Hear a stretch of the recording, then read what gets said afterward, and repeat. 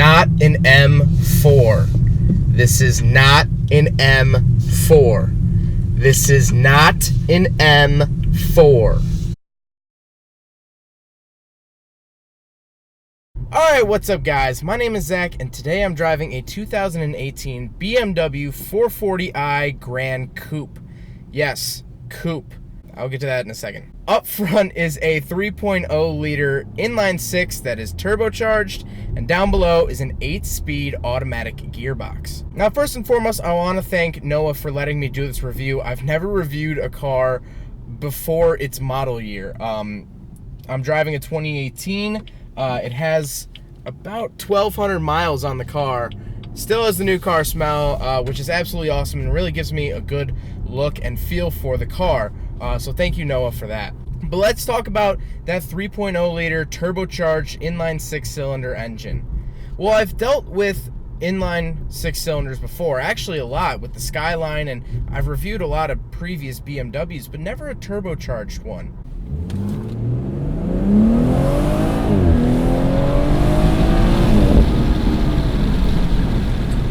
Wow, that, yeah, you can feel the turbo kick on with that one, wow.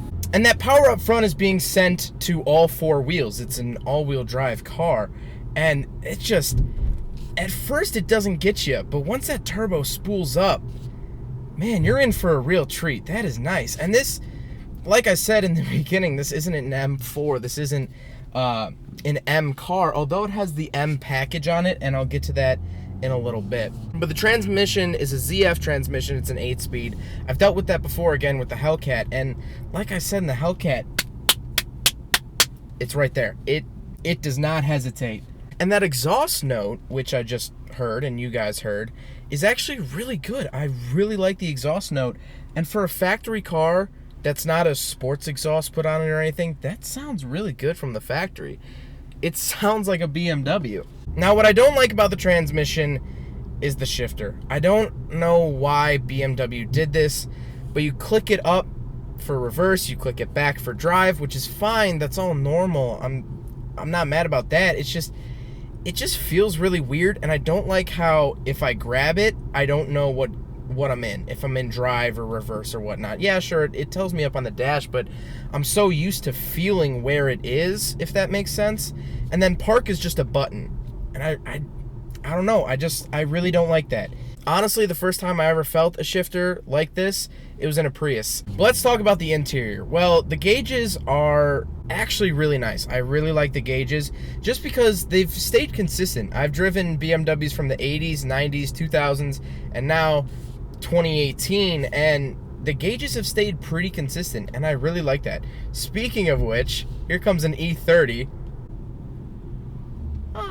The car also has a heads-up display, so while you're driving, you can see your speed actually projected up onto the windshield, which is a great touch and actually really handy for keeping your eyes on the road. Actually, before I go any further with the interior, because I want to talk about the steering wheel, which feels great, but it's part of the M package, so I'll explain to you guys what the M package entails. So, this is what it says about the M Sport package from BMW's website. This is their official statement. The M Sport package is $2,550, and it says, underscore your BMW's driving machine personality with the M Sport package. You'll feel the difference when you grip the thick M Sport steering wheel. You'll see the difference in the aerodynamic kit, shadowline trim, and special headliner make. So basically, it's a little bit of body kit. You get a different steering wheel. You get different wheels that actually say M on them.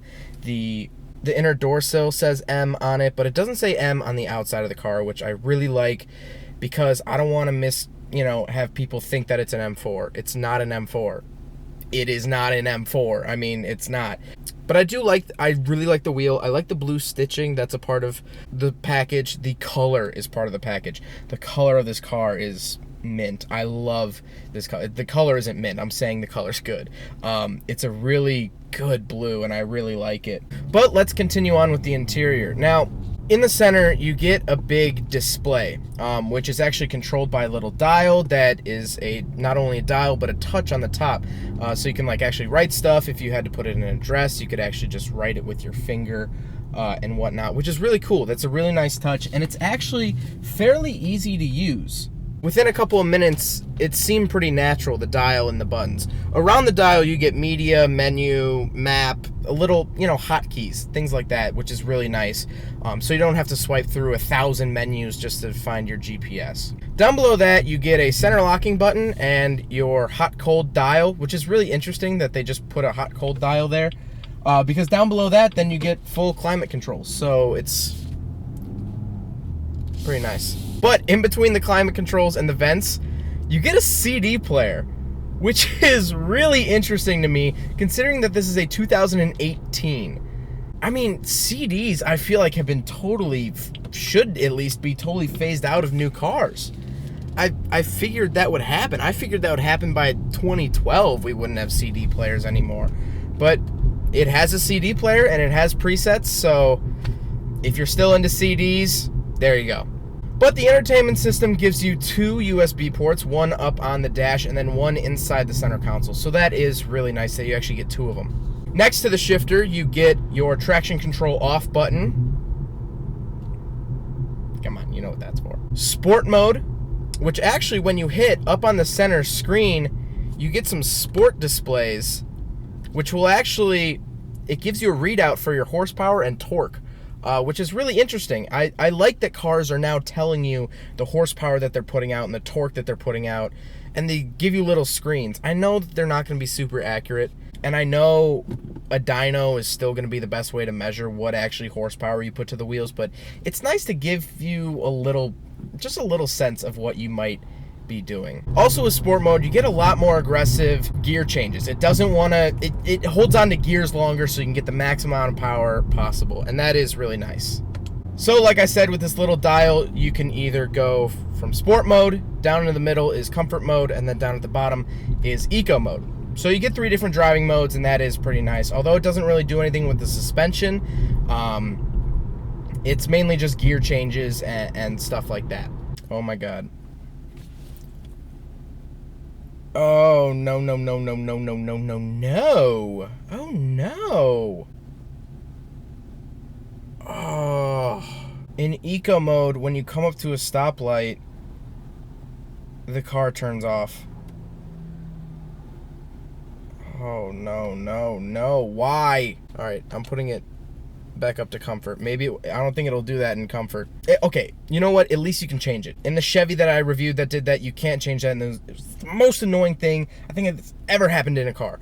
But the fact that I think you can change it, yeah, see, it's not shutting off now. Okay, I can live with that.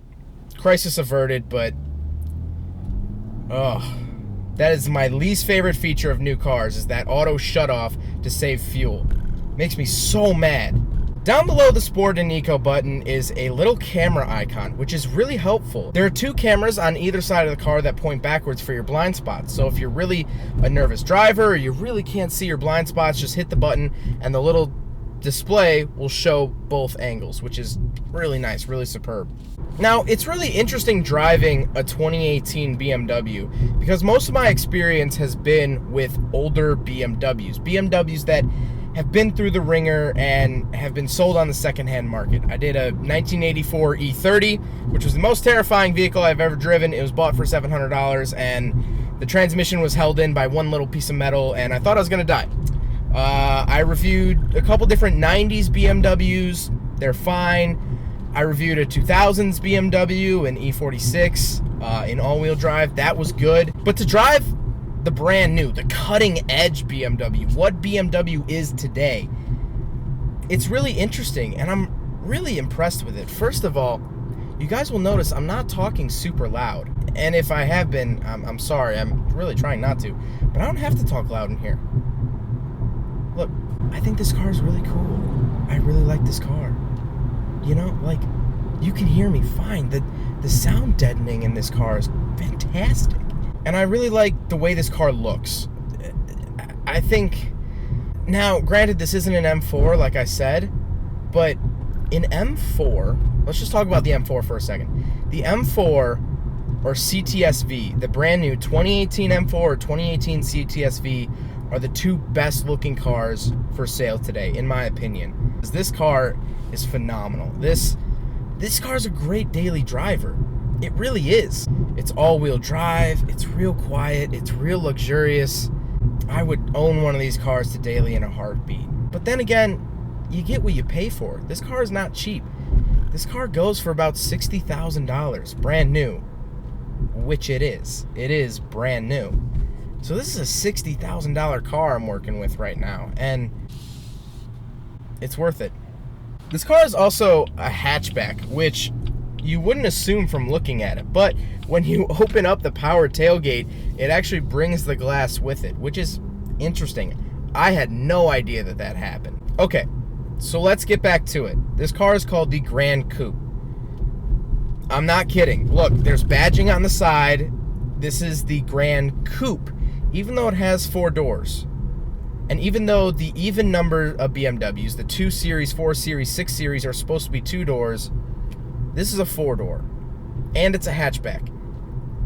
I have no idea what was going through the heads of the people at BMW when they thought up this car. At least the name of it. Like I said, this car is a phenomenal car, but the name of it is just so weird. It's not a coupe. If they would have called it the Grand Sport, it would have made a lot more sense. Or just called it something else, but Gran Coupe. There's no talking it. It's just not. It just isn't a coupe. I'm sorry, it just isn't. So really my only 2 gripes with this car are the shifter. I really don't like that, but it's not a deal breaker. It's something to get used to. It's kind of gimmicky. I really don't like that you just push for park. I like feeling it going into park. I like the satisfaction of knowing my car is stopped. And I really don't like the name. I'm sorry, I really don't like the name of it. It's not a coupe. It's not. Look at it. But other than that, the power is there. I mean, it's there. No doubting that. The power is there. You could pass anyone on the highway. That is not to worry, which is great. BMW does a fantastic job with their cars. I mean, really, just truly, they make good cars. And I'm going to go out on a limb here. I might get some hate for this, but my favorite German luxury brand is BMW. If you guys have a Mercedes that I could review to change my mind, by all means. But as of right now, from the cars I've driven, BMW just seems to make great cars. I reviewed a 318 Ti, which was their economy cheap car from the 90s, and it was great. I loved it. I drove an early 2000s E46 that was all-wheel drive, and I loved it. And now driving this 2018 440, I love it. You know what? There's 3 things I don't like about this car. I don't like the shifter, I don't like the name, and I don't like that I have to get out of it and back into my G6 after this. I don't like that I have to give this car up. Well, I hope you guys enjoyed the video. I hope you guys learned something about the 2018 BMW 440i Gran Coupe. But again, hope you guys enjoyed it. Don't forget to rate the video, comment on the video, subscribe if you really liked it, and you can read my written review down below. Take care, guys.